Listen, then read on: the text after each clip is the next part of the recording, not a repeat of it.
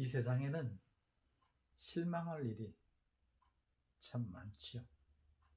코로나 때문에 오랜 기간 장사가 어려워진 소상공인들, 또 뭐 정치에 대해서 실망, 사회에 대해서, 가족 관계에 대해서, 그 중에서도 교회에 대해서 실망하는 경우도 많이 있습니다. 어떤 경우는 하나님께 대해서 실망하는 경우도 있습니다. 교회를 나가봤더니 분명히 뭐가 잘 될 줄 알고 이것저것 일이 꼬이고 힘들어서 나갔는데, 뭐 오래 다녔는데 1년, 2년 다녔는데도 아무 변화가 없더라. 하나님 계신 것 같지 않더라. 그래서 하나님께 실망하고 혹은 교회에 실망하고 교회를 떠나는 사람들도 간혹 보았습니다. 이 세상에서 가장 슬픈 일은 실망입니다. 처음부터 기대를 하지 않았으면 실망도 없겠지만 잔뜩 기대에 부풀어 있다가 그것이 이루어지지 않을 때 와르르 무너지는 그 실망감, 그 실망이 크면 배신감으로 더 여겨지게 되고, 결국 기대감에 비례해서, 크기에 비례해서 실망감은 커질 수밖에 없습니다. 그렇다 하더라도 우리는 기대를 안 할 수는 없습니다. 우리 생에 아무 기대도 없이 산다는 것은 차라리 죽은 것과 다름없습니다. 그러므로 우리는 기대했다가 실망하더라도 또다시 다른 기대, 다른 희망을 품고 또 살아가보는 그런 것을 우리의 삶의 모습입니다. 유명한 역사 철학가 아놀드 토인비라는 분이 기자회견을 했습니다. 근데 그는 이 세대에는 간절한 소망이 없습니다. 그러나 기독교가 자기의 생명력을 회복한다면 이 시대의 소망이 될 것입니다 라는 강의를 했던 거예요. 기자회견 중에 그런 얘기를 했던 것 같습니다. 그랬더니 한 기자 한 사람이 질문했습니다. 좀 너무 심한 비약 아닙니까? 뭐 꼭 기독교가 이 시대의 희망입니까? 정말 희망이 있기는 있는 것입니까? 라는 질문을 했을 때, 그때 토인비 박사가 저 뒤쪽에 있는 어린 자기의 손자를 바라보면서, 내가 저 손자 앞에서 그럼 이 세상에는 소망이 없다고 얘기를 해야 되겠습니까? 아무 기대할 것이 없다고 얘기를 해야 되겠습니까? 저 자라는 어린아이들에게는 그래도 희망이 있고 소망이 있다. 그래서 꿈을 가지고 세상을 도전하며 살 수 있게 해줘야 되지 않겠습니까? 마찬가지로 우리가 예수를 믿는다는 것, 그 의미가 무엇입니까? 우리의 기대와 소망, 사랑을 주님께 완전히 맡기는 것. 그분만이 길이고, 그분만이 진리고, 그분만이 생명이고, 그래서 내 생명 모든 것, 나의 모든 것을 다 바쳐서 예수를 위해 사는 것. 사도 바울이 말한 것처럼 To live is Christ. 내가 사는 것이 그리스도다. 그리스도 때문에 살고, 그리스도로 인해서 살고, 그리스도와 같은 방식으로 살고, 그리스도가 목적이 있어서 살고, 나는 모든 것이 그리스도다 라고 얘기했던 사도 바울의 그 간절한 기대, 주님을 향한 사랑을 볼 수 있습니다. 우리 시대에는 교회를 나와도 교회에 대한 기대도 없이 목적도 없이 나오는 경우도 많이 있습니다. 언젠가 교회에 한 성도가 등록을 했습니다. 그래서 얘기를 하다 보니까 순복음교회, 상당히 큰 순복음교회 구역장인데 이사를 해서 우리 교회를 왔습니다. 근데 그 후에 얼마 지나서 들어보니까 그 옆에 있는 우리 성도들에게 순복음교회 구역장은 웬만한 개척교회 목사님보다 낫다, 뭐 이런 소리를 했다는 거예요. 뭐 자기가 다니던 교회에 대한 자부심을 갖는 건 뭐 나쁜 일은 아니지만, 그렇다 할지라도 그 교회 명성 때문에 자부심을 느끼고 그 교회 이름 때문에 뭐 긍지를 느끼는 것, 그건 그렇게 훌륭한 일은 아닙니다. 어떤 사람은 사교의 장소로 혹은 배경을 위해서 혹은 스펙을 쌓기 위해서 자기 백그라운드 뭐 사업적인 이익이나 정치적인 이익을 위해서 나가는 경우도 좀 있는 것 같습니다. 전에 국회의원 한 분을 알고 있었는데 지금도 정치권에서 꽤 활동하시는 분인데 그 국회의원 그분이 조그마한 교회, 제가 알기로는 한 200명 안 되는 교회에, 자그마한 교회에 안수 집사님이 있었어요. 뭐 그때는 그 지역에 살았기 때문에 뭐 서로 도울 일도 있었고 또 내가 교회 일로 도움받을 일도 있었습니다. 뭐 부정한 일은 아니고 정당한 일, 뭐 돈을 주고 받은 거 아니니까. 네. 그런데 그 지역을 떠나서 한 5, 6년 지나서 그 다음에 한번 소식을 들었는데 그 조그마한 개척교회로 옮겼다는 거예요. 그래서 한 3, 4천 명, 4, 5천 명 큰 교회로 옮겼다는 거예요. 뭐 옮겨야 될 이유가 있었는지 분명히 뭐 어떤 특별한 사정이 있었는지 그건 내용은 모르겠습니다. 그러나 자기 조그마한 교회를 떠나서 오래 섬기던 교회를 떠나서 큰 교회를 갔다 그러니까 마음이 그렇게 썩 좋지는 않더라고요. 그냥 정치적인 어떤 세력을 모으기 위해서 옮긴 건 아닌가라는 그런 생각이 들면서 좀 마음이 섭섭한 생각도 있었습니다. 만약에 사교 장소 혹은 정치적인 배경 위에서 옮겨 다니는다 그러면 그건 정당한 사람이 아니죠. 또 습관적 신앙인, 어려서부터 교회를 다녔기 때문에 아니면 수십 년 다녔기 때문에 교회를 그냥 나옵니다. 오늘도 교회를 나옵니다. 나와서는 예배 시간 내내 좋습니다. 딴 생각합니다. 교회에 대한 기대도 없습니다. 설교에 대한 기대도 없습니다. 뭐 웬만한 거 다 합니다. 아무 기대 없는 이런 사람, 이것도 올바른 신앙인 아니죠. 또 어떤 사람은 지식을 쌓으려고 어떤 교양적인 차원에서 나온 사람도 있겠죠. 이런 사람들은 기대가 없기 때문에 어쩌면 교회에 무슨 일이 있다고 실망할 일도 없는 그런 좀 올바르지 못한 신앙의 태도라고 할 수 있습니다. 그런데 어떤 사람들은 또 교회를 전도를 하면은 교회에 나오면서 막 교회는 천사들만 모인 것으로 생각을 해서 교회에 막 기대를 잔뜩 하고 그랬다가 목사님에 대해서 혹은 장로님에 대해서 뭐 교회 운영에 대해서 뭐 금전적인 뭐 교회 헌금 사용에 대해서 재정 사용에 대해서 근데 실망을 하고 교회를 떠나는 경우도 있는데 이거는 잘못된 기대를 하고 있는 거지. 분명히 오늘 성경 본문을 보면서 교회에 대한 실망 또는 하나님에 대한 실망 우리가 좀 바로잡는 시간이 됐으면 좋겠어요. 오늘도 예수님께 대해서 우리 예수님 메시아인 예수님께 대해서 실망한 한 사람이 있었습니다. 이 사람은 사가랴의 아들입니다. 제사장이었다는 거죠. 제사장족이었다는 거죠. 이스라엘에. 그리고 일찍 하나님께서 선지자로 불러서 광야로 나가서 광야에서 많은 사람들을 모아놓고 막 설교를 하고 그러면 요단강가에 그 광야 쪽에 얼마나 많은 사람이 모였는지 막 그 사람들 좀 세례를 주고 그러면서 회개해라. 하나님 나라가 가까웠기 때문에 너희들 회개하고 하나님 나라를 맞이할 준비를 해라. 뭐 이런 거대한 설교를 했었습니다.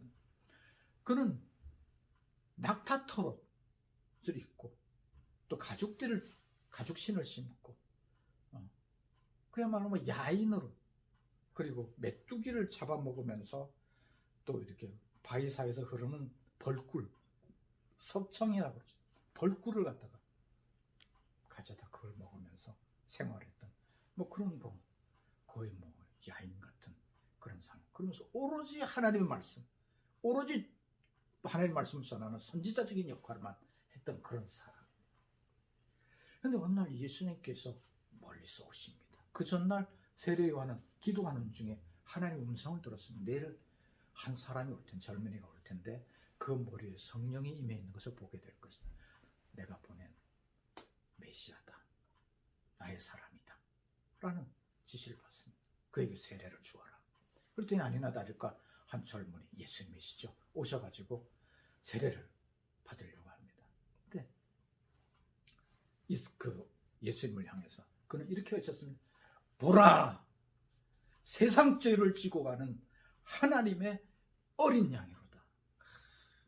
이렇게 단도직입적으로 메시아라고 말한 거예요. 이거는 그리스도라고 말한 거예요. 세상의 구원자라고 바로 선포한 거예요.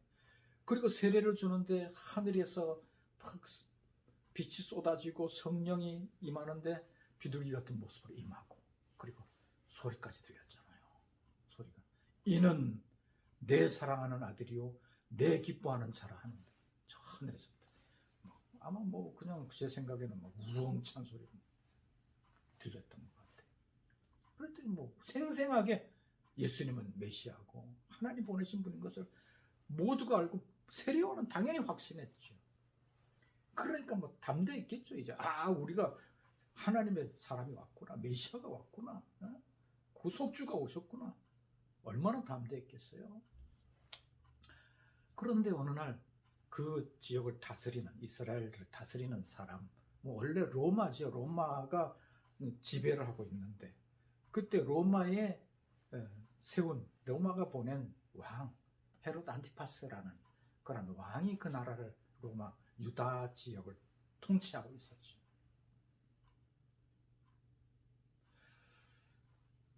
그런데 이 헤롯이라는 왕이 자기 동생의 아내가 굉장히 예뻤던 것 같아요. 마음에 들었던 것 같아요. 그러니까 이 동생을 로마로 뭐 무슨 일로 보낸지 모르겠지만 보내고, 잠시 로마에 가 있는 동안 그 동생의 아내를 자기 아내로 취해버립니다. 나쁜 짓이죠. 그게 부도덕한 일이지. 동생의 아내를 그냥 강탈해버렸어요. 그때 많은 사람들이 그게 잘못된 건지 알고, 그래도 한 나라의 지도자가, 왕이 그런 짓을 했기 때문에 그 나라 좀 얼마나 그 부도덕한 일입니까? 모범이 안 되지 않습니까? 이거 마음 상하고 어떻게 해야 될지 모르는데, 그때 세례 요한이 궁으로 달려가서 그 헤롯에게 하나님의 말씀을 전했던 거예요. 당신은 당신의 아내를 빼앗아서 취한 것은 범죄한 것입니다. 십계명을 범한 것이고 하나님의 진노를 받을 것입니다. 뭐 이렇게 호통을 쳤던 것 같아요. 그랬더니 뭐 당연히 바로 구속당했지. 자, 구속당한 이 사람, 그 넓은 유다를 다 두루 다니면서 복음을 전하고 하나님의 말씀을 외치던 그 광야의 소리가, 선지자가 감옥에, 두 평도 안 된 조그마한 감옥에 갇혀가지고 있으니 얼마나 답답하고, 그래도 이제 메시아가 오셨으니까, 나 분명히 그날 그때 요단강가에서 메시아 봤어요. 그 메시아가 나를 구해줄 것이다. 메시아 나라 곧 도래할 것이다. 이 로마를 깨뜨리고 저 헤로드 왕을 무너뜨리고 다윗같이 우리 나라를 하나님의 나라로, 여호와의 나라로 바꿔줄 것이다. 이런 기대를 갖고 있었던 것 같아요. 그런데 하루가 지나도, 이틀이 지나도, 뭐 한 달이 지나도, 시간이 장시간 흘러도 아무 변화도 없고, 분명히 예수님 뭐 활동하고 다니신다는데 변화도 없고 한번 와보지도 않고, 그 얼마나 섭섭했겠어요. 그게 얼마나 고독했겠어요. 얼마나 답답하고 불안했겠어요. 그러면서 그런 회의 속에서 의심이 드는 거예요. 그때 제자들이, 이 선생님, 세례요한의 제자들이, 선생님, 그분이 메시아라고 그때 말씀하시잖아요. 근데 저렇게 뭐 아무 변화도 없는데, 아니 세례요한 선생님이 감옥에 갇혔는데도 한마디도 안 하시는데 뭐 잘못된 거 아니에요? 그분 메시아 아닌 거 아니에요? 그리스도가 아닌 거 아니에요? 하고 이렇게 물었어요. 그랬더니 그때 이 세례 요한이 제자들에게 가서 예수님을 만나봐라. 그리고 이렇게 질문해라. 제자들이 와서 예수님을 만났습니다. 세례 요한의 제자들이. 그 제자들이 예수님께 묻는 질문이 오늘 본문의 말씀. 우리가 기다리는 그 이가 당신입니까? 아니면 다른 사람을 다시 기다려야 하는 겁니까? 라고 물었습니다. 그때 예수님께서 이렇게 말씀하셨어요. 누구든지 나를 인해서 실족하지 아니하는 자는 복이 있다. 나 때문에 실망 안 하면 복이 있다. 예수님 당신의 사역을 보면서 실망할 사람들이 많다는 거, 오늘날 교회를 보면서 실망하는 사람들이 많잖아요. 하나님의 여러 가지 역사들을 보면서 실망하는 사람들이 많잖아요. 그래서 교회를 떠나는 사람들이 많이 있습니다.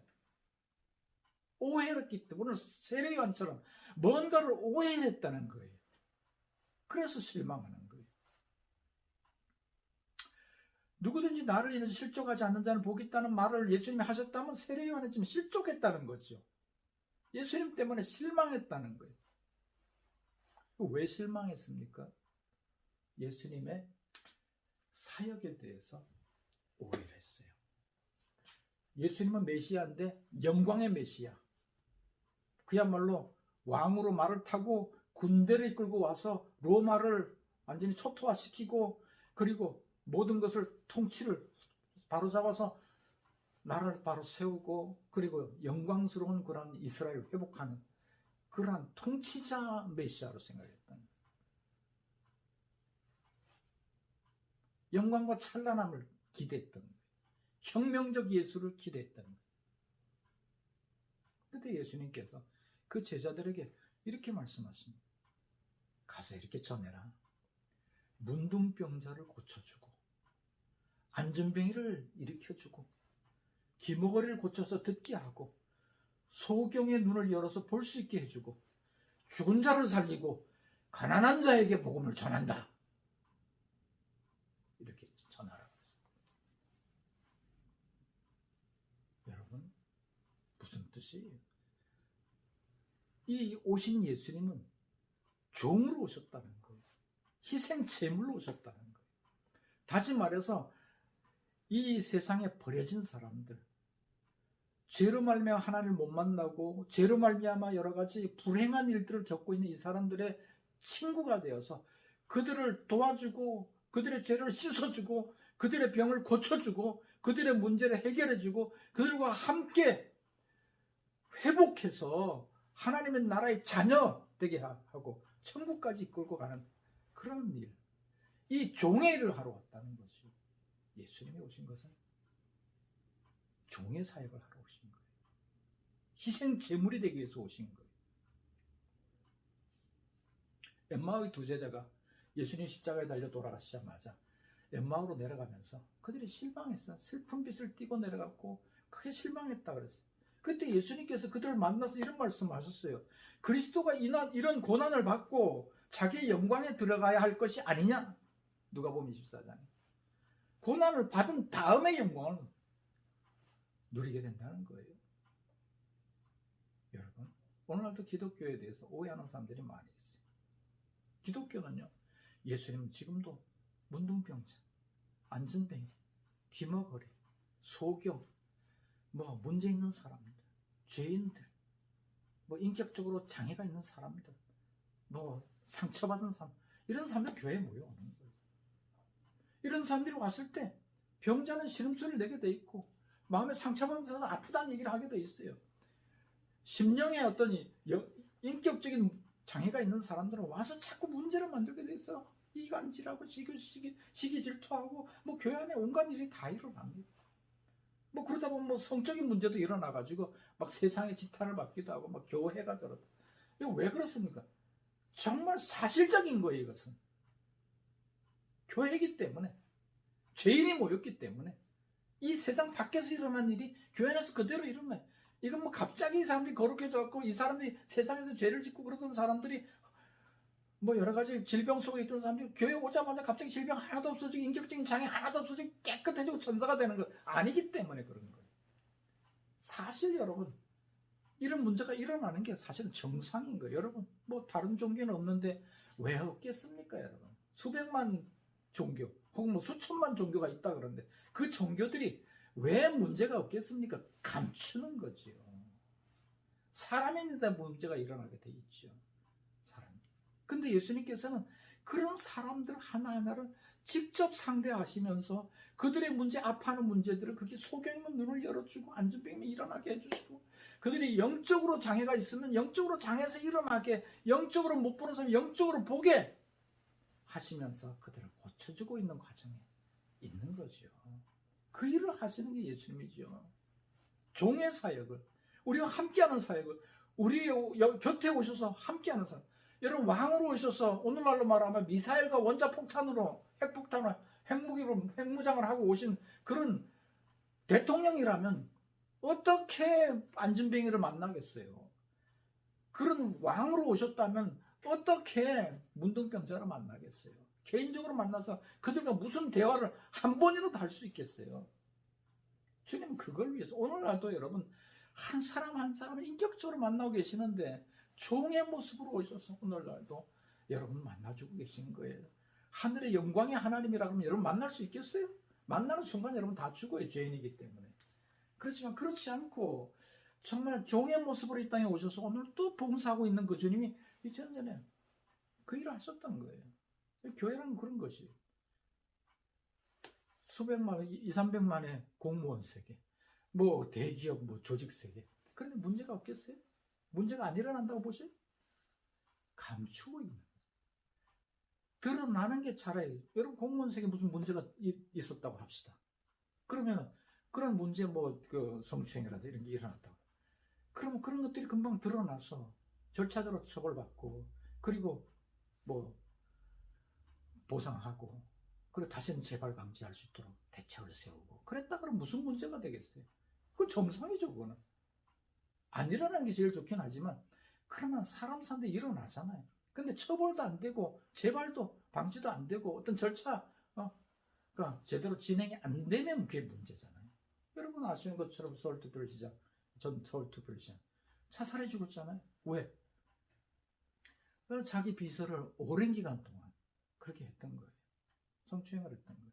그런데 여러분 아시는 것처럼 그게 그때 금방 드러나서 만약 이 비서가 뭐 관계기관에 진정을 했을 때 빨리 그 수습이 되고 뭐 어느 정도 징계가 이루어지고 그래서 시장도 안 죽었어요. 드러났으면 안 죽었어요. 감추니까 그게 커지고 점점 더 일이 쌓이고 막 죄가 더 커지고 막 반복되고 이러니까 그게 드러날 것 같으니까 자살이 죽는 거잖아요. 차라리 드러나는 게 그게 정상적인 거예요. 어떤 종교 조직도요, 중앙에서 통제가 심한 종교 조직은 안 드러나는 거예요. 그게 막 돈으로 막고 뭐 위력으로 막고 안 드러나. 그러나 상당히 리버럴한 종교 조직, 우리 개신교는 굉장히 리버럴합니다. 자유롭습니다. 그러다 보니까 조그마한 교회가 다 독립적인 그 자치적인 그 운영을 하고 있기 때문에 그 조그마한 교회에서 무슨 일이 일어났을 때 그게 다 드러나는 거예요. 그러면 뭐 바로 방송에 나오고 매스컴에서 그냥 질타를 받는데 사실은 그런 사람들은 물론 그게 뭐 잘했다는 건 아니지만 그런 사람들을 주님께서 부르셔서 그 사람들 하나하나를 만나시면서 그 사람들을 변화시켜 나가시는 주님 그런 일을 하고 계신 그래서 그 주님의 종의 사역인 거예요. 종으로서 servant service 하고 계신 거예요. 그런데 이 세례 요한은 이 종으로 오신 예수님을 이해하지 못했던 거예요. 그러니까 실망했다. 여러분 한 가지 더 기억하시는 것은 하나님께서 예수님이 메시아의 사역을 하시고 우리를 인도하시는데 하나님 방식대로 하십니다. 하나님 방식은 내 방식으로 해주십시오. 그래서 또 옥문을 깨뜨려 주십시오. 그리고 저 헤롯을 갖다 뭐 박살내 주십시오. 이건 내 방식이죠. 그러나 주님의 방식은 아니죠. 어쩌면 하나님께서는 이 세례 요한을 보면서 하나님의 미래에 대해서 죽어야 될 사람으로 보고 계신지 모르겠습니다. 여러분 아시는 것처럼 사도행전에 보면 베드로와 제자들이 감옥에 갇혔을 때 또 바울도 감옥에 갇혔을 때 주님이 옥문을 깨뜨리고 옥문을 열어서 나오게 하십니다. 그런 능력이 계신 분이에요. 그런데 그 다음 장에 보면 스데반과 야곱은 스데반은 돌 맞아 죽고 야곱은 목베임을 당해서 죽잖아요.